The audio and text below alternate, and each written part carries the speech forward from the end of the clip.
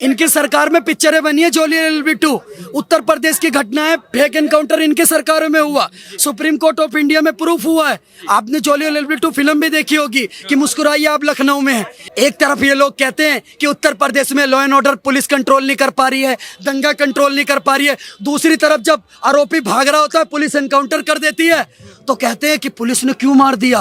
आज कांग्रेस पार्टी के अजय राय बोल रहे हैं, इनकी 3 सीटें हैं उत्तर प्रदेश के अंदर।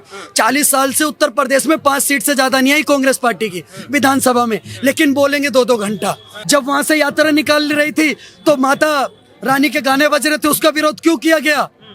आप बताइए मेरे को। चाय वाला जाएगा और गाय वाला आएगा, और जब चाय वाला नहीं झेला गया ना, चाय वाले की तो 56 इंच की छाती थी, ये गाय वाले की 76 इंच की छाती है। तो साजिश किसकी थी? जिसके पास पहले से हथियार मौजूद थे। साजिश किसकी थी? जिसने सबसे पहले भगवा झंडे को लेकर फाड़ कर फेंका। साजिश किसकी थी? उस भीड़ की जिसने हमारे मूर्ति विसर्जन के जुलूस पर पथराव शुरू किया। साजिश किसकी थी? जिन्होंने राम गोपाल मिश्रा को गोली मारी। यहाँ पर कोई मुस्लिम एरिया, कोई हिंदू एरिया, कोई क्रिश्चियन एरिया, कोई सिख एरिया नहीं हो सकता।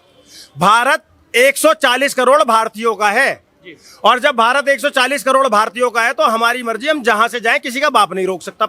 नमस्कार, बहुत स्वागत है आपका हमारे चैनल पर। उत्तर प्रदेश के बहराइच में दंगे हुए थे, जिसके बाद लगातार योगी आदित्यनाथ सरकार के लॉ एंड ऑर्डर की बात की जा रही थी, और आज उसी लॉ एंड ऑर्डर पर एक बार फिर खरी उतरी है योगी सरकार। दंगों के जो 5 आरोपी थे, उनमें से 2 का एनकाउंटर किया गया मुठभेड़ में। हाफ एनकाउंटर है, फुल एनकाउंटर नहीं हुआ, पैर में गोली लगी है। अब पूरे मामले में बात करने के लिए कुछ लोग जुड़े, उनसे पूछते हैं, बात करते हैं, कैसे देखते हैं। उत्तर प्रदेश में दंगा हुआ, लगातार लॉ एंड ऑर्डर पर बात की जा रही थी, आज फिर एनकाउंटर किया गया। हाफ एनकाउंटर सही, पैर में गोली लगी है दोनों मुख्य आरोपियों के। क्या कहेंगे योगी सरकार के बारे में? देखिए, बहुत अच्छा काम कर रहे हैं, बस थोड़ी कमी रह गई। वो गोली जो पैर में लगी वो सर में लगनी चाहिए थी तो ज्यादा अच्छा लगता। हाँ। बिल्कुल सर। क्यों सर में क्यों लगनी चाहिए थी? उनको सुधरने का भी तो मौका देना चाहिए। आप एक बात बताइए, एक तरफ एक परिवार का एक बच्चा मर जाता है, उसके लिए 2 कौड़ी के नेता, समाजवादी पार्टी के नेता और पूरा विपक्ष नहीं रोता, लेकिन इसके पैर में 2 कौड़ी के सुअर के पैर में गोली लग जाती है तो सबके पेट में दही जम जाती है, सबको मिर्ची लगने लग जाती है। देगी मिर्च का तड़का अंग अंग फड़का, काय को फड़का भाई जी। एक तरफ एक व्यक्ति के 34 छर्रे बॉडी के अंदर से पाए जाते, क्या आपकी सहानुभूति उसके परिवार के साथ नहीं है? लेकिन आप नहीं बोलेंगे, क्यों? क्योंकि आपका वो 20% वोट बैंक है। आप बताइए पत्रकार महोदय, एक परिवार ने अपना, किसी माँ ने अपना बेटा खो दिया, किसी बहन ने अपना भाई खो दिया, किसी पत्नी ने अपना पति खो दिया, उसके लिए आपके पास संवेदनाएं नहीं है। आपकी संवेदनाएं उसके पास है जिसने उसके ऊपर गोली चलाई। अखिलेश यादव उस समाज के लिए क्यों नहीं बोलते?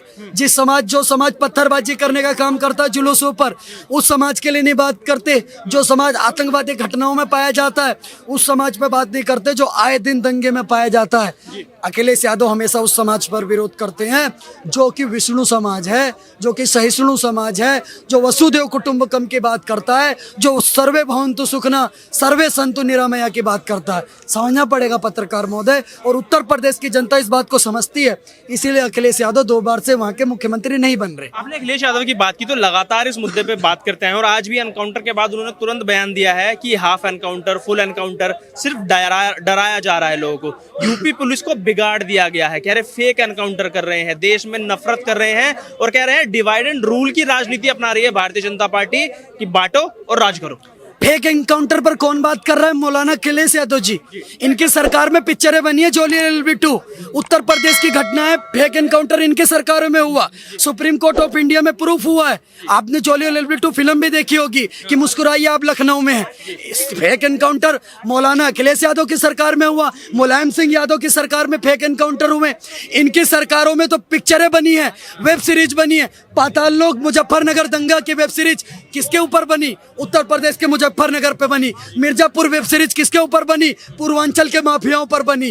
रक्तांचल वेब सीरीज किस पर बनी? पूर्वांचल के माफियाओं के। इनकी सरकारों में जो दंगाई थे उनके ऊपर पिक्चरें बनती थी। आज बताइए कौन सा दंगाई है उत्तर प्रदेश के अंदर?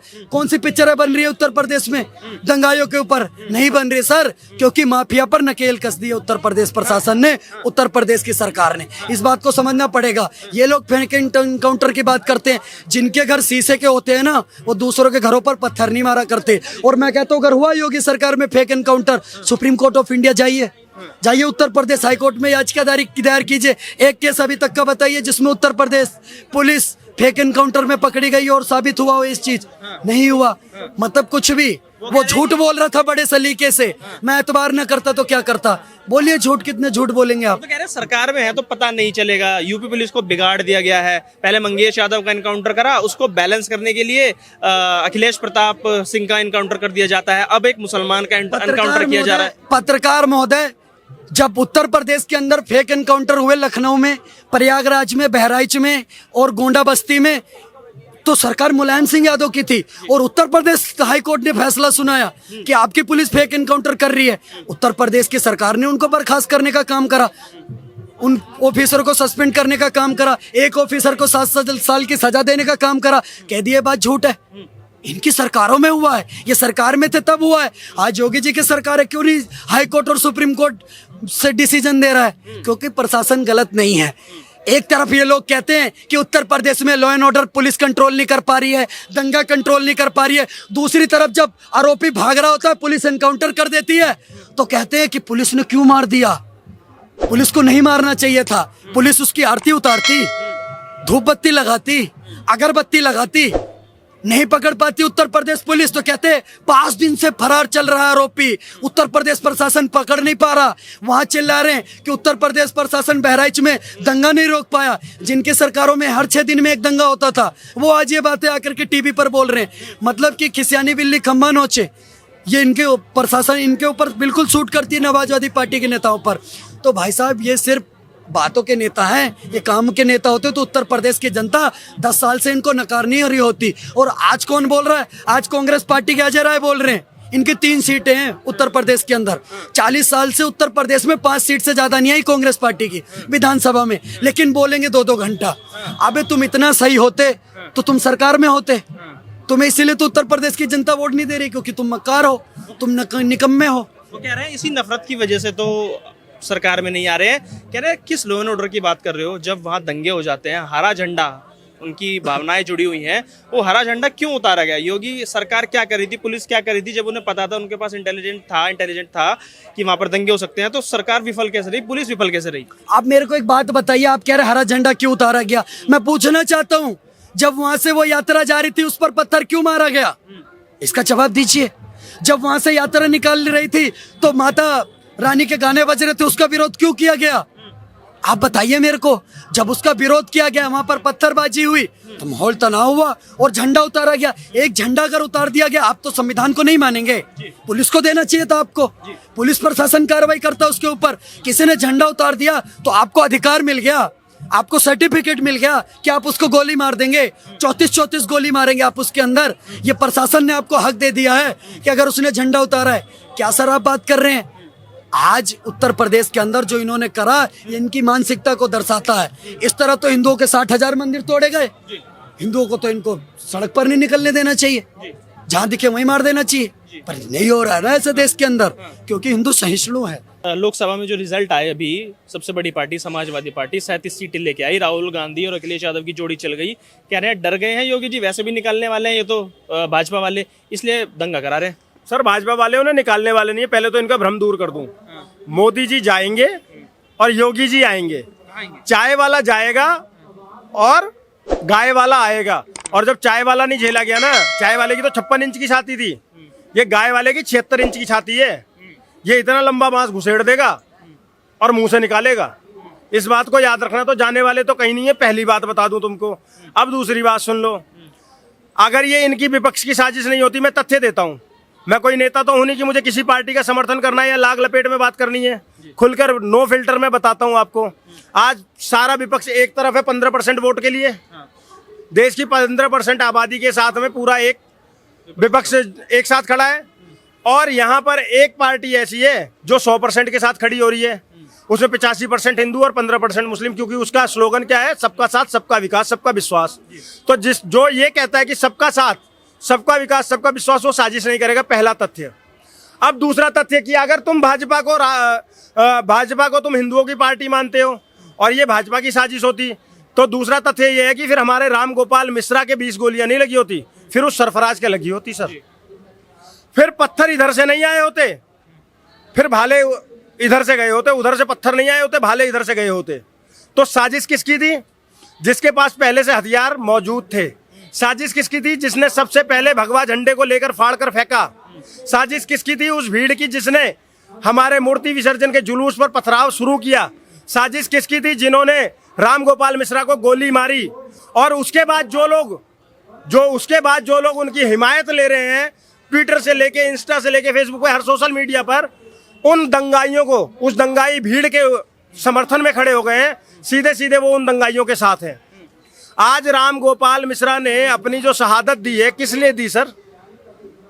वो तो मूर्ति विसर्जन को जा रहा था ना। अगर भगवा झंडा फेंका ही नहीं गया होता, अगर पथराव किया ही नहीं गया होता, तो वो युवक क्यों चढ़ा होता छत पर? लेकिन अब से पहले क्यों नहीं चढ़ा था वो? आरोप लगा रहे हैं कि क्या जरूरत थी उस हरे रंग के झंडे को छेड़ने की, जिससे भावनाएं आहत हो जाती हैं। अखिलेश यादव कह रहे हैं क्या जरूरत थी उस रास्ते से जाने की, जहां आपको पता है मुस्लिम बहुल क्षेत्र है। क्या जरूरत थी ऐसे भजन कीर्तन बजाने की, जिससे तुम्हें लगता है कि वहां दंगा भड़क सकता है? सर सुनो, ये भारत है, ये किसी के बाप की जागीर नहीं है।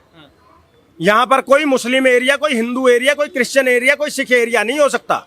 भारत 140 करोड़ भारतीयों का है। और जब भारत 140 करोड़ भारतीयों का है, तो हमारी मर्जी, हम जहां से जाएं, किसी का बाप नहीं रोक सकता। पहली चीज, ये मुस्लिम एरिया कहां से आ गया आजाद भारत में?